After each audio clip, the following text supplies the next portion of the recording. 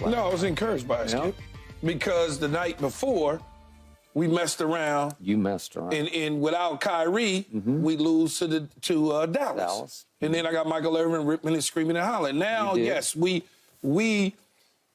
beat a San Antonio team that's not great right now. We young. That's putting it mildly. No, 18 in a row. But we did what we were supposed to do by not having our number one leader on the floor, by the way, sitting down, chilling, eating a little popcorn. He was eating popcorn, yeah.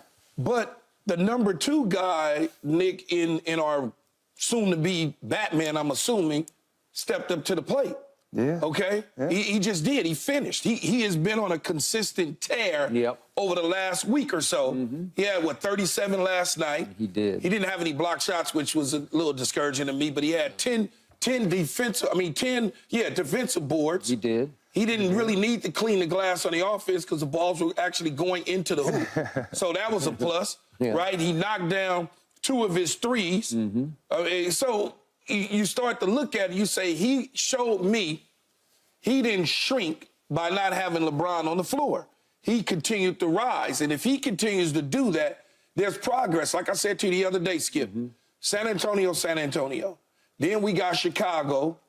The Knicks, Chicago, Minnesota. I think that's it. If we can come out of this 4-1, 5-0, I'm encouraged opposed to what happened against Dallas. Okay. I am. All right. Fair enough. Yeah, well, it's hard to block somebody that's 7'2". You know? Man, you 7 feet tall too, though.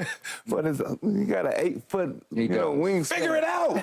And by the way, give me one block. Wemby is a good 6 inches taller than AD. I was watching them standing beside each other. I'm talking about 6 good inches. Yeah. No, he had a couple nice dunks. It's hard to block that. Yeah, but I did like that. You know, Wemby went right back at him. It was like the big brother. He was big brother on him. Yeah. Hit him in the chest, dunked on him, and then like 3 plays later, Wemby went right back at him. He did. They went at each other. They did. So I like that. You know, that's the part I liked about the game. It actually turned out to be a good game, but it shouldn't have been a good game. It shouldn't have been that close. And that's what I hate about the Lakers, the letdowns. It's too up and down, you know. And I'm a big Laker fan. I want to see us, you know, win for LA, but it's hard to bring AD back in the game in the fourth quarter when you're up 20. That's when most likely he get hurt, you know. And I hate to see that. All right. This is what I love the most about your best player, because your best player is Anthony Davis. I don't care what you say. He's younger than LeBron. When he's right, he is so right. Austin Reaves always says after the game that we go as Anthony go. They just do. They just do. Okay, so what happened on the first Laker possession of the night? He goes at Wemby and tries to shoot it left-handed up off the glass, and he got it away without getting it blocked, but he got a little off balance, and he comes down, and he didn't come down on a foot. He just came down on his own foot, and he turned it over. And I'm like, oh, here we go again. Are you kidding me? And it turned pretty hard. And I'm thinking, that's it. He'll be gone for like 3 weeks, and you're going to struggle and suffer, and we're going to sit here and say, what's wrong with him? He's got to suck it up and play. And guess what, Key? He sucked it up and played last night. He shook it off the way LeBron has always shook off those turned ankles. And he just said, no, I don't have LeBron tonight. I'm going to do this. And he was taking it as a personal challenge to go at that kid and go as hard as he could go at him. And I thought, overall, big picture, top to bottom, right to left, I thought he slightly outplayed Wemby. Wemby was great last night. And yet, then the fourth quarter happened, and you know what I think of Austin Reaves? He is your closer. He is so good in the fourth quarter because he's smart and he's fearless. And real quick, I'm going to show you one quick shot that he made just to show his ability. He made a shot at the end of the first quarter. If I could just show you this. This is not easy to do. This is Austin Reaves. He goes up and under and shoots it up off the glass. Okay, that's swaggy P stuff to me. Am I right? Yeah. I love that was nice. I mean, he has that kind of ability. And yet, in the fourth quarter, he tries to lead the shock troops, you know, because they're trying to rest some of the starters starting with AD. and Austin takes 2 shots and makes 1 and scores 2 points. It's not enough, man, because they are coming right back at you like gangbusters. And then Wemby, he came into this game shooting 25% from 3, and yet he's taken the 3rd most threes on his team. That is the worst three-point shooting in all of basketball, 25%.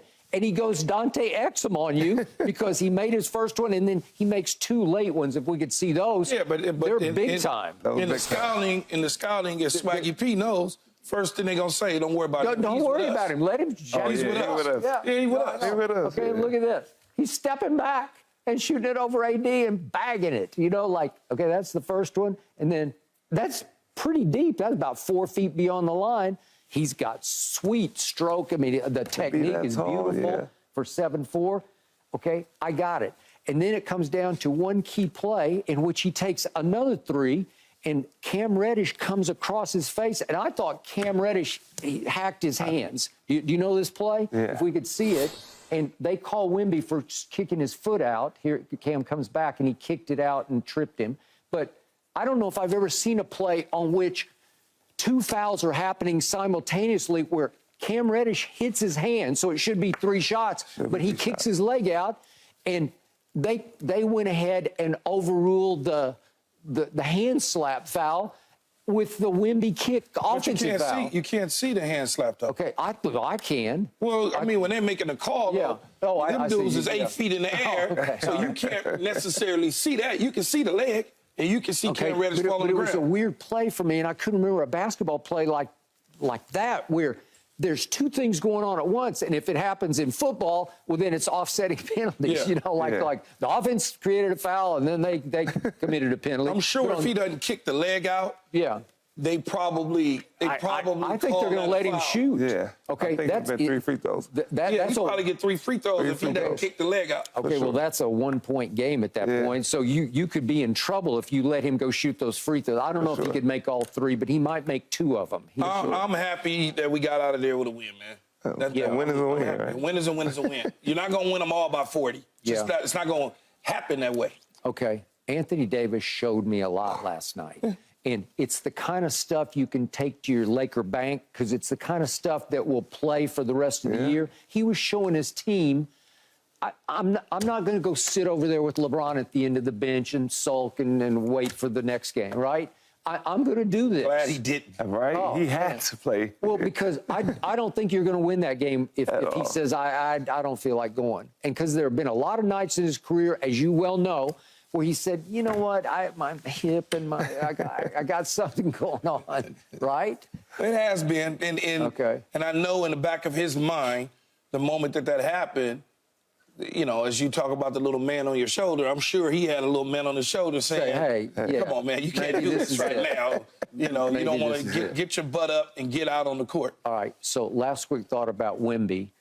There have been too many nights I've told you I watch closely, and he drifts out and wants to just jack up threes. And he doesn't command the paint the way his he had 30 last length. I'm just saying, last night he took it as a personal little brother challenge. Like, I'm going to show you too. You go at me, I'm going to go right back. And it was, I got you, no, I got you, no, I got you. And he showed me a lot last night, too. And I would like to see more of that. I still don't know if he's got that killer instinct in him, but he comes up clutch, weirdly, at the end of games. But Keyshawn, in the end, I think he does have the killer instinct in him. I can tell based on his dunks that he got killer in him. Okay. Just how he's the future. You can tell his dunks. He needs to put on some more muscle. Yeah. But you can tell he's trying to dunk it a certain way. Okay. It ain't just like I'm tall, I'm getting ready to lay it in. So he's actually trying to yam it. He's just yamming. He's averaging 19, 11, and 3 with 3 blocks a game. 3 blocks a game is a lot. Yeah. The point is,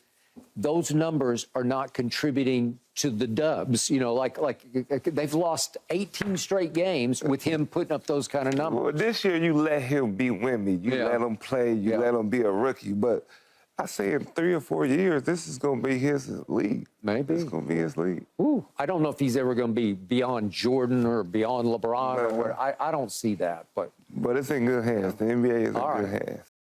Thanks for watching, Undisputed fans. Do you want more highlights from the show?